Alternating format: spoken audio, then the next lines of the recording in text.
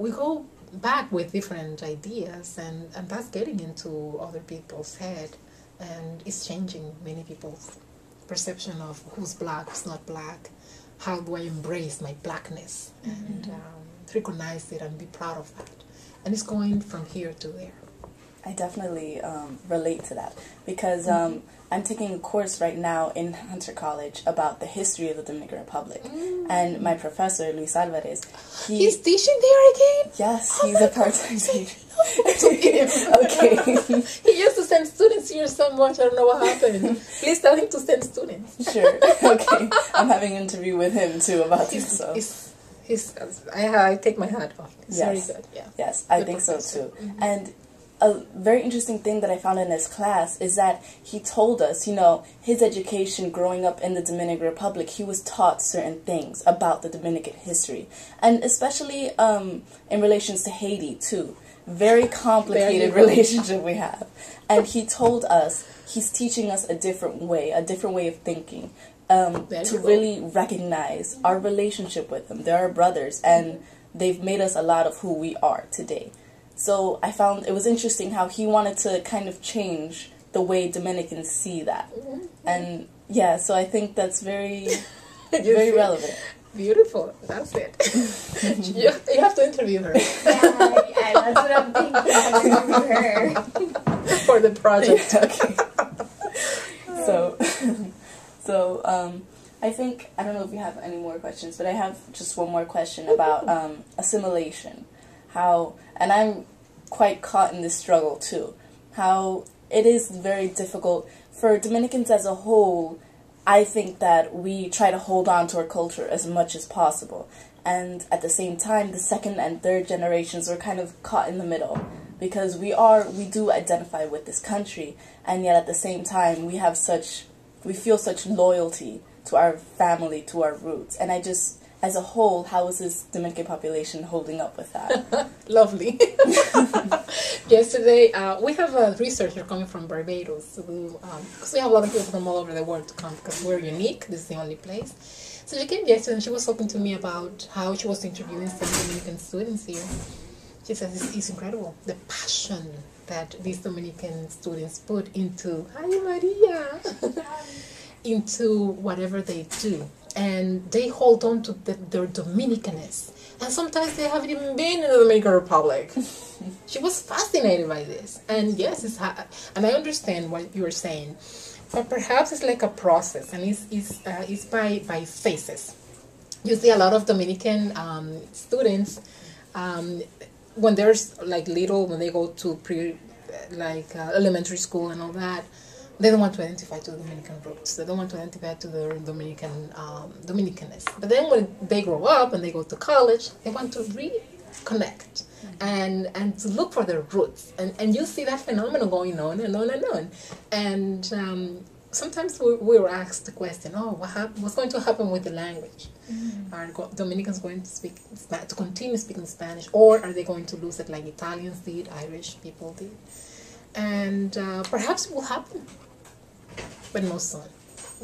Yeah, I've noticed, like, compared to most of my Puerto Rican friends, my Dominican friends tend to speak Spanish even more. And like most of my Puerto Rican friends, they don't know how to speak Spanish. And like my Dominican friends, like after I came to school in the city, that's when I started realizing and knowing more Dominicans that they like love their culture so much. Yeah, It's fascinating to see that. And I don't know if you know Spanish. And you were born here. Yes. There, she's the woman. She's the star of the show. Absolutely. And you're going to teach your kids Spanish, I guess. Yes. So it goes on and on and on. And in my house, I have one child. No a word in English. No with us. No with my husband and I. I think that's the way to go. My mother, she's a bilingual teacher at public school, and she really taught us the grammar. And a lot of things, I didn't go to a school where they taught Spanish, but I think my mother substituted for that. And I think that's one thing that will help us keep our Spanish, that the education here really emphasizes on Spanish a lot. It's nurture, so absolutely. That's the way to go. Okay, so do you have any more questions? Let me look at the. So you're learning a lot about Dominicans, huh? Yeah, I am. Hold on.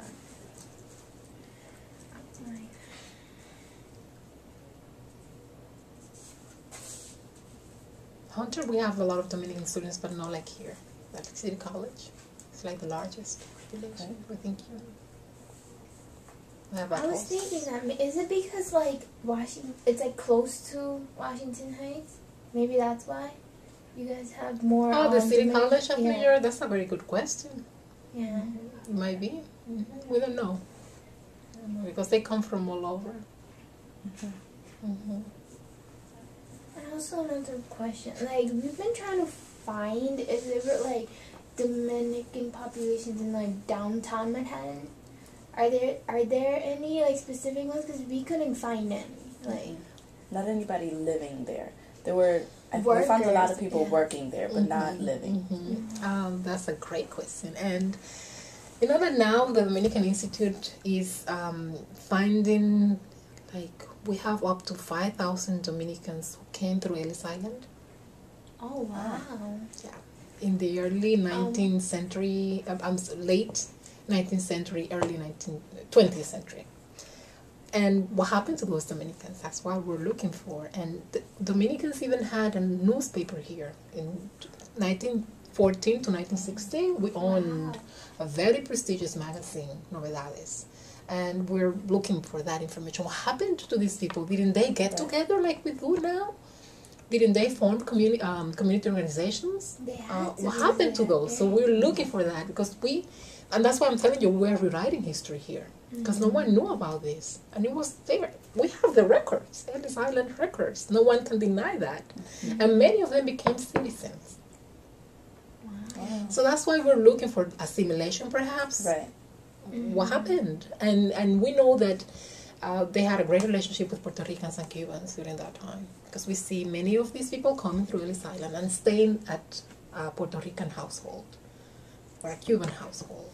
So we're studying that. So perhaps now we don't have them, or we have them, but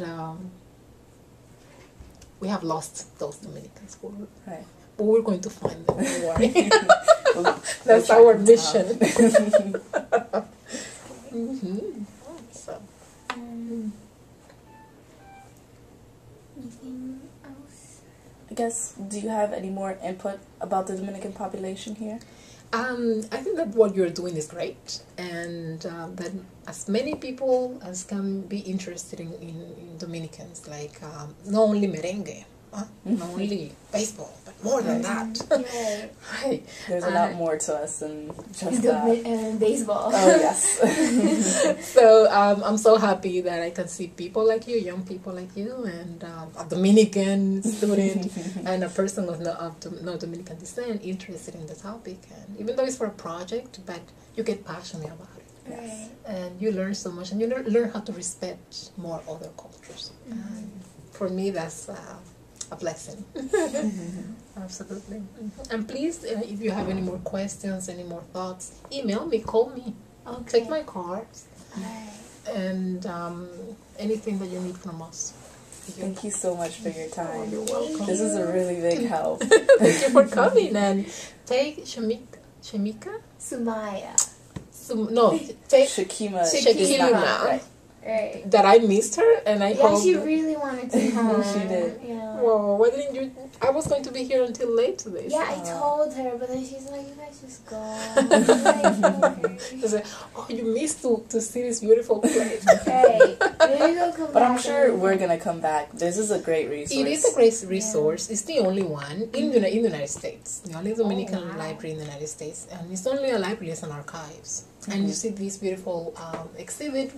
This exhibit was traveling throughout, and it's about our collections and how many Dominicans did whatever they did in the early 20th century or the mid 20th century, and then we have their papers here in the collection. So you're welcome.